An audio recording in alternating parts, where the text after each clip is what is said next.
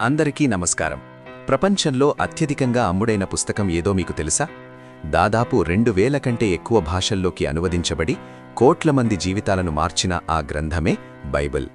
అసలు బైబిల్ అంటే ఏమిటి? అందులో ఏముంది? దాని ప్రత్యేకతలేంటి? ఈరోజు ఈ వీడియోలో మనం క్లుప్తంగా తెలుసుకుందాం. బైబిల్ అంటే ఏమిటి? ముందుగా బైబిల్ అనే పేరు ఎలా వచ్చిందో చూద్దాం. గ్రీకు భాషలో బిబ్లియా అంటే గ్రంథాల సముదాయం అని అర్థం. అంటే బైబిల్ అనేది కేవలం ఒక పుస్తకం కాదు, అది 66 పుస్తకాల ఒక గొప్ప లైబ్రరీ. ఇందులో చరిత్ర ఉంది, కవిత్వముంది, ప్రవచనాలున్నాయి మరియు జీవన సూత్రాలు ఉన్నాయి.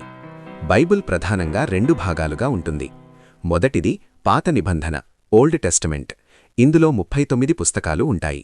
ఇది లోక సృష్టి, మొదటి మనుషులు మరియు ఇశ్రాయేలీయుల చరిత్ర గురించి చెబుతుంది. రెండవది క్రొత్త నిబంధన, న్యూ టెస్టమెంట్. ఇందులో 27 పుస్తకాలు ఉంటాయి.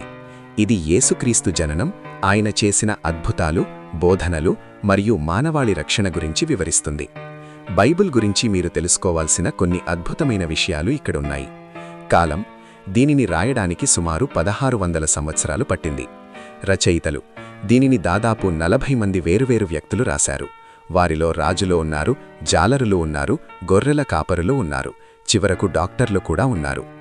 ఏకత్వం: ఇంతమంది ఇన్ని ఏళ్ల గ్యాప్లో రాసినా, ఒకరు రాసింది మరొకరు చదవకపోయినా బైబిల్ సందేశమంతా ఒకేలా ఉంటుంది. ఇదే దీని దైవిక శక్తికి నిదర్శనం. చివరిగా బైబిల్ మనకిచ్చే సందేశం ఒక్కటే: ప్రేమ.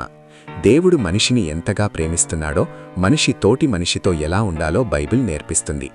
జీవితంలో నిరాశలో ఉన్నవారికి ఇది ఒక గొప్ప ఆశను, హోప్ ఇస్తుంది. మీకు ఈ సమాచారం నచ్చితే ఈ వీడియోను లైక్ చేయండి మరియు మీ స్నేహితులతో పంచుకోండి. మరిన్ని ఇలాంటి ఆసక్తికరమైన విషయాల కోసం మన ఛానల్ని సబ్స్క్రైబ్ చేయడం మర్చిపోకండి. ధన్యవాదాలు.